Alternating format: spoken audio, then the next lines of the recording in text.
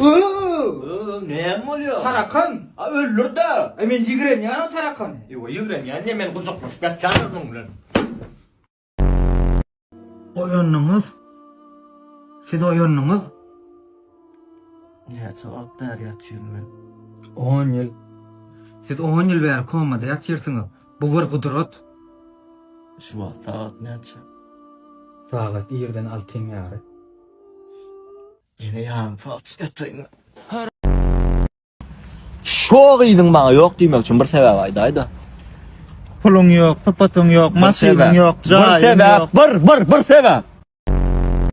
Yılın ne mi diyor yılın? Ne varsa son ya. İt. Min kim diyor ne mi diyor?